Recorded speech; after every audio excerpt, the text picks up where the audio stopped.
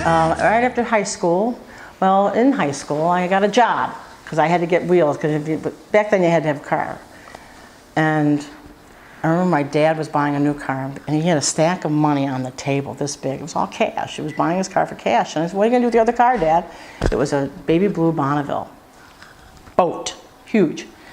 And he's like, "Oh, I don't know, do you want it?" I said, "Yeah." "Well, do you have a job?" "Well, I've just turned," the day I turned 16, Burger King was opening up a thing. I turned 16 October 9th. October 10th, I was there. My mother dropped, "Yep, you're getting the job." I got a job. And I got hired at Burger King, my first job. I did a lot of babysitting when I was a kid, because we were one of the older ones in the neighborhood, and there was like tons of kids. And Mr. and Mrs. Meredith paid me very, very well. They had 5 kids. It was great. Got good money. No taxes, no FICA. Little did I know what a great deal that was. It was great. I babysat, so I started saving that money. But we went to go get a job at Burger King. I worked at Burger King. It was interesting. My very first thing, I always tell the story because I try to tell my kids the story. I went there at Burger King, did great. I was always the cash register, an order taker. And when it was slow, this is when I first started smoking. Don't ever smoke. There's no customers, so I went to the little girls' room and I would have a cigarette. I'd come back and there's still no customers, all right. My manager came up to me one time going, "You know what, you didn't put that you had a kidney problem on your application." "I don't have a kidney problem." "Well, then why are you always going to the bathroom?" I said, "I'm just grabbing a cigarette." "You get 2 15-minute breaks. You got to stay at there." "I do? I didn't think I had to stay if there's no customers." No concept was there. So that was my first job experience. I learned after that. I was very good after that. Burger King did that for a little, and then when I got to because I was failed, I was a little older than the other kids, I was able to get an earlier class schedule. And graduating in my senior year, I figured I got to start looking for a job now. So I looked for a job, and I was hired at Grain and Kellogg. And Don McCune, who I learned so much from, said, "Well, I said, "Well, I don't graduate till June." He goes, "Well, why don't you work part-time?" I said, "Okay." So I went to school. I got my school schedule from 7 to 12. Then I went downtown at 1716 Main Street, Grain and Kellogg, worked from 12:30 to 5. I left there, got down to Burger King, and worked from 6 to midnight to close. And I did that for the whole summer to pay for my car, pay for my school year, car, insurance, tires, everything, because you had to. So that from there, Grain and Kellogg, after I graduated, I went to Grain and Kellogg and worked at Grain and Kellogg, which is where I met my first husband, Jim. Aaron and Sean's dad. Grain and Kellogg was a respiratory therapy company. We had supplies. My first job there was equipment, getting catalogs together for our, we were a distributor of tubing and cylinders and things. And my first job there was to put catalogs together. And I made these catalogs, which was incredibly boring. You gotta sit there and fill them up and put them in these big binders. And I just had to order some more supplies from the manufacturers. So I would just say, well, Pat Krall, advertising manager. So I'd get mail that said Pat Krall, advertising manager, or director of marketing, whatever I came up with that day. Don didn't care. He said, "Just do the job." And he always said, "No one did the catalogs as good as you," because when I got promoted. And I'm like, well, that's because I was advertising manager, and he didn't care. So I have 2, Sean, and then Aaron. I was home with them, as I said, till they went to school. When they went to school and we opened Health Force, I refused to have latchkey kids because that was the term back then. I was a home mom. I was a stay-at-home mom. And Jim back then did a lot of traveling, so I was very independent, very on my own kind of thing, no big deal. Fixing the house and plumbing problems and without a problem.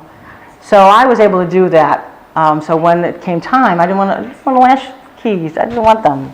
So I would go to the office at Health Force, get Aaron on the bus, go to work, come back, and try to be back by 3 o'clock. And didn't I tell you I was always late, right? Oh, I was late sometimes. They'd be sitting on the front porch waiting for me because I wouldn't give them a key to get in the house.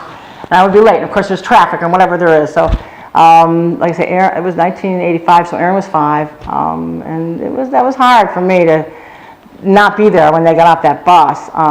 And because it was just us, and we'd have to be open, I would have to have an answering service to answer the phone. We couldn't afford anything. So I wouldn't have to, like when they were first day of school or when they were sick, I'd have to have them come to the office with me because I had nobody at home. My mom wasn't a babysitter. She said, "I raised my 5, you raised yours." I didn't have a sitter. they had to come to the office with me. Erin and Sean would come. Erin was very good. She loved answering the phone. Sean, they're answering the phones, and there's an intercom system going back and forth. They'd be in the office playing in the intercom system. It was very fun. Sean, I think in 1987, received the not full attendance. He never missed a day in school because I had nobody else. He had to go to school. I know you've got a cold. You've got to go. I think the biggest thing that probably affected them was the hardship this company had for them. When we started off, of course, it was not successful. You borrowed. I mean, we went through all of Jim's 401k. We went through all of our savings. We had a mortgage on the house. We had credit cards up to the ears. Our line of credits were maxed out. We had to pay our employees first, and then 6 weeks later, we'd get paid by the customer. That just was a turnaround time. So floating that money was incredibly challenging, and I was mortified to find out the story that both my kids told me, how they remembered Jim and I on the family room floor counting out quarters, trying to get money together for them for lunch. It was a tough. That was 1985. We bought Manpower in 1988. Our corporate office said they found this great deal for us. And it was Manpower. And they said, well, we'll float you the cash, but you got to give us the shares of your company. Like, this goes down, they get everything. We went to Jim's sister, Marion and Bob, and asked them for a loan, and they were kind enough to give us a loan. I'm always in their gratitude for what they did for us. So we only had to give them part of the shares, not all the shares. So in 1988, we bought Manpower. That launched us into where it was a little bit of growth, and our overhead covered most of our expenses. So that's when we were able to breathe, and I was able to be home. We could hire some staff, and Sean and Erin had their mom back. So I mean, they grew up. They were oblivious. We tried very hard not to let them know what was going on. But Erin was a dancer. Sean did hockey. Erin was an excellent sports baseball person. They were home alone. I think that's another thing that I had a hard time. I let them home alone. I think when they were a little bit, probably 10 or whatever, and I really shouldn't have. Getting babysitters was tough. But they were home alone, I think, more than I should have let them. But they got along well. I think they supported each other. But they did love coming to the office. And Sean was an entrepreneur from the get-go. We used to have to buy pens and stuff, giveaways, papers, and supplies. I find out that, Sean's asking about, because they were the coolest pens. They were one pen had red on it, blue on it, and green on it, because the hospitals needed for different colors for different shifts. Mom, can I borrow my pen? I lost this pen, can I have another pen? And I said, they're all right here, help, whatever you need, get what you take. Little did I know, he's selling them at school. And I'm like, you're selling it? He goes, well, he had a catalog. He created a catalog, pens and notepads, and I forget, keychains and mirrors and things. He made a little catalog and was selling my promotional something. I said, wait a second, your cost of goods is zero. You're full profit on this. He's like, yep, I'm full profit on this. Jim and I dated in Granite Kellogg, ended up getting married. I left. Granite Kellogg went to join manufacturing. Then Sean was born, and then I was a stay-at-home mom. I was very blessed to do that. It was a wonderful experience for me. I didn't want anybody else raising my kids but me. Jim grew on to become a controller and then president of Granite Kellogg. Granite Kellogg was acquired by a company, ChemEd, who was a company that was owned by W.R. Grace. W.R. Grace loved all reports. ChemEd had another division called Omnicare. So Granite Kellogg reported to Omnicare, reported to ChemEd, reported to W.R. Grace. It was one of the mess.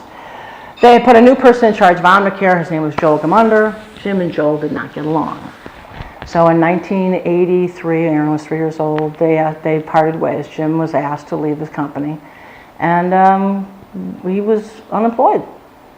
He was executive search back then, and he was offered a position in Iowa, and I'm like, I'm not going to Iowa. I'm not going to Iowa. And oddly enough, he was offered a position in California. I'm not going to California.